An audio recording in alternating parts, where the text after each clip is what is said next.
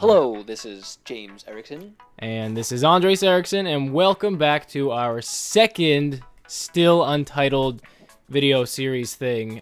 We asked you guys last time to help us out to think about a title for this thing, and your guys' ideas were good, but none of them really kind of stuck with us, or none of them were like, hey, None that's of them the rolled one. off the tongue very well. Yeah, so you guys can still send your suggestions if you want. We'll be thinking, but that's an issue for later. We'll think of something. So let's get right into it. Current events. Rinse and repeat. So, you guys heard maybe about Mario Run, the Nintendo app that was just released recently, which is a big deal because Nintendo's on mobile now. Yippee-yay. Yippee-ki-yay. And I don't know why I said that. A lot of people thought it was a cool idea, but apparently it's not doing as successfully as it was initially anymore because you play a few worlds and then you have to pay $10 to play the rest of the game. And it sounds like, according to statistics, that not a lot of people are excited about that price. Uh-oh. I thought Mario on mobile was a pretty good idea. And the game isn't that bad, actually. But I played it, and I played about 3 worlds of it. And it's basically... Don't you just press the screen to jump? You press the screen to jump, and then you can do different jumps.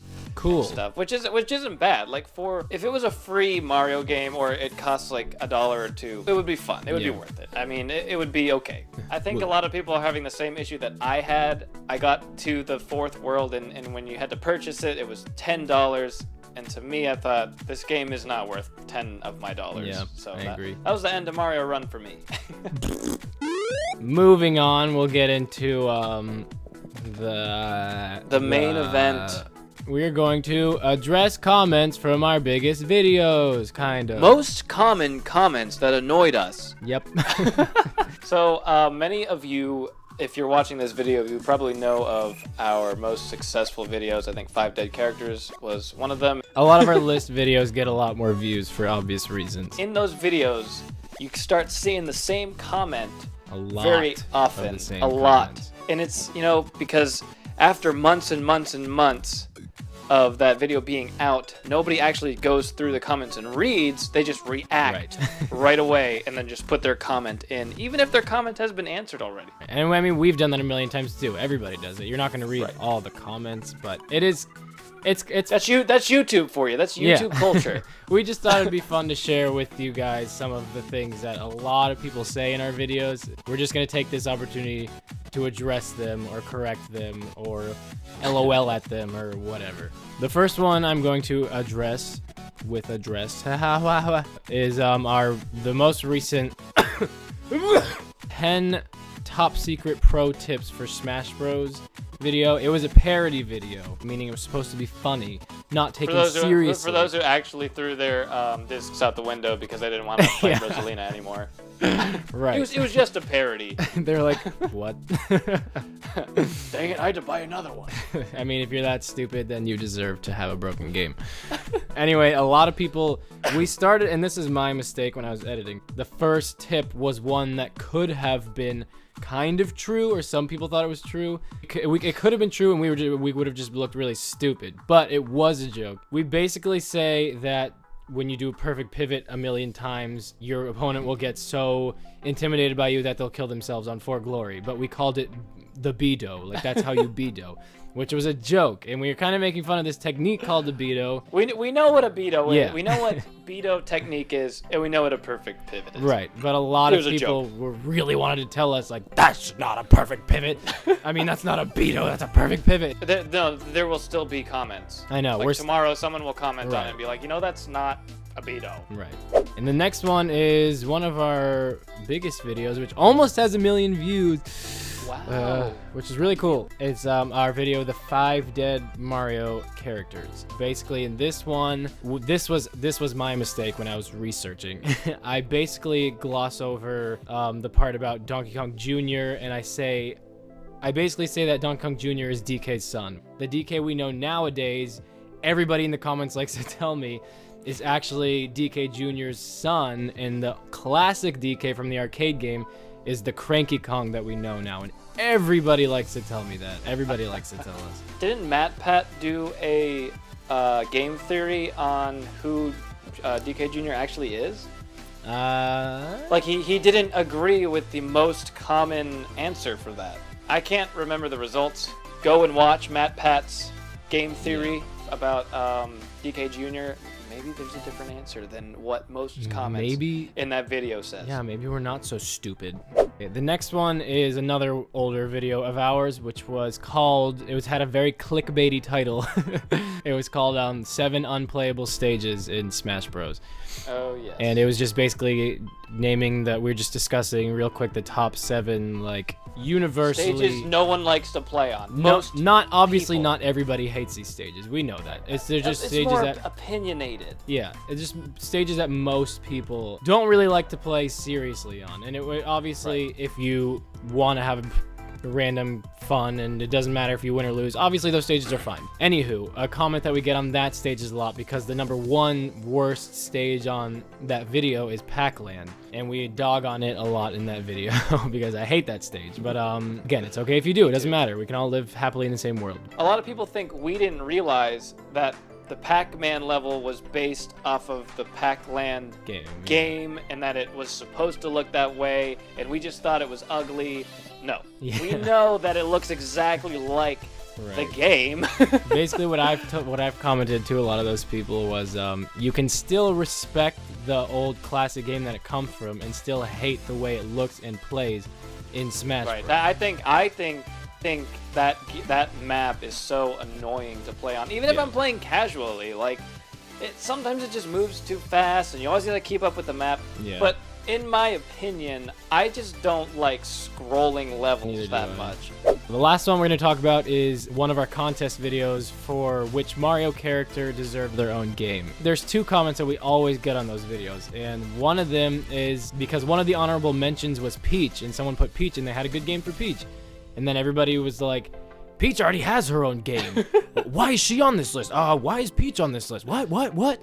And I was just like, and I actually didn't know Peach had her own game, so had I known that, I probably would have still put her, because first of all, it was a game for the DS, I think, called Super Princess Peach, and it came out 10 years ago, and that's the only game Peach has, so there's no problem with this informal contest. If somebody wants to propose a new game for Peach, because we haven't seen one in a while, and that's like one little game for the DS, we can still... It's like... You're ruining people's days. That Peach was in one of the contestants or in one of the results. I know. And it's like they have to put all their anger into the comments. Like, are you kidding me? There's another one we get. Oh yeah. In that same video, everyone in the comments was wondering, "Where's Waluigi? Yeah. Where's Waluigi? Waluigi should have won." And we were just like, guys, no one fought hard for Waluigi in that one. So then we made the Waluigi contest. Like, we made the contest all about Waluigi. Yeah. I think to this day, people are still commenting on the other video saying, "Where's Waluigi?" And there's a whole video about him. I used to, for a few of them, I was like, we did a whole contest on him. Here, check out this link. And I sent it, but people still comment. So I'm like, I'm not going to send this to everybody. They can find it if they want. Yeah. And we also realize it's not that big of a deal because, again, this person has no idea who we are, who our channel is, and if they fell upon that video specifically, you can expect them to always find the next video and understand what we're talking about and blah, blah, blah, blah, blah. A lesson for life, just think before you react. Yes. That's all we've got for today. I'm just kidding. We're going to segue into reading viewer things here. We're going to read things that you guys have said in the comments that we would love to share. So we'd like to kind of ask questions or ask for specific kinds of responses in this segment. And last week we kind of just asked you guys, and this is something you guys can always do if you want, but to share some of your gaming experiences with us, kind of like we did in our last video. So we're going to read some of those comments with you guys. All right, the first one I wanted to read because I thought this was kind of funny, is from Nat Flores. I think let me know in the comments, Nat. But if you're the one that play the tournaments with us, Super Smash Brothers and Mario Kart that one time or whatever, Nat says, "Well, I'll share my painful and tragic anecdote with you. When I was a kid, I used to play with my half-brother Smash Bros. Melee. Despite being younger than him, I always used to win, and I felt like the best player ever. Time passed, he sold his copy of Melee and went to live with his mother. The next time I saw him was 2 years later. I was 9 years old and he was 18. And we talked about how we used to play Melee, but that day I was told the strongest confession in my life. He used to give me a disconnected controller, putting Kirby as a CPU. Then I understood why I was so good. Dun dun dun. I'm sorry, Nat. But you know, it happens to all young children. Yeah, James does it to his son, actually, right? Yes, I do that to my son sometimes. More of my daughter because she can't do anything, but my son can actually play a little bit, and he's 3 years old, almost 4. So. Right, so the next comment is from Guillaume, aka Wistity, who has been a supporter of us from the beginning. Shout out to Wistity, you're awesome. He also just came in second place in our comment. I mean, yeah, in our good contest. job. I wish Petey Piranha was a character in Super Smash Brothers.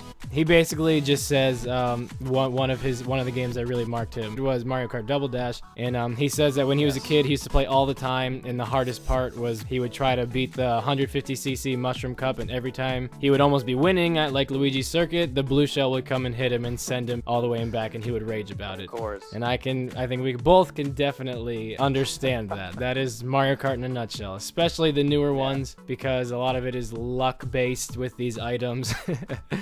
So you can be doing well. That's the annoying part. That's the annoying part about Mario Kart when you're trying to get all gold cups and stars. Is sometimes it's just gonna be that red shell or that blue shell that's gonna hit you like right at the finish line, and you legit can't do anything about it. You just gotta take it. Don't throw your controller.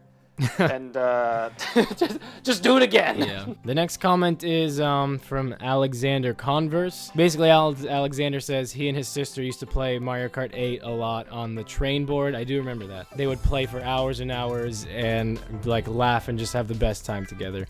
And I really like this comment because, kind of like what we were saying in our last video, some of my best memories playing these video games are attributed to like playing with my siblings and my cousins, and that's why I remember having such a good time with these games, because I got to share it with these people, and I've created I have some really good memories from those times. And I think Noble, someone else who's been supporting us for a while, talks about kind of the same thing, how he used to have all these really good times playing Super Smash Bros. Melee with his siblings and his cousins.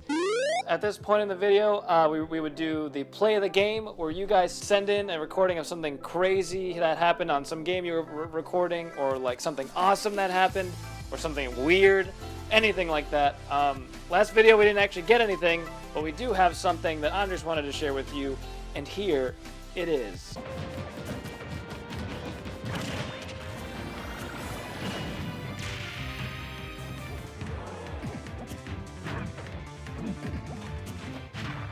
So yeah, that was me today online, just playing for fun, just because I was bored. That guy did that weird glitch, I guess, because of mods, and I thought that was really funny. So anyway, we didn't get anything from you guys this time around, which is understandable. But, you know, just for the future, feel free to send us any kind of stupid, funny, weird plays from any kind of game you guys like, preferably the ones we show on our channel, but it can be anything, and just send it to ericksongamingthings@gmail.com. I think that's about it. Thanks for watching, guys. Thanks for supporting us.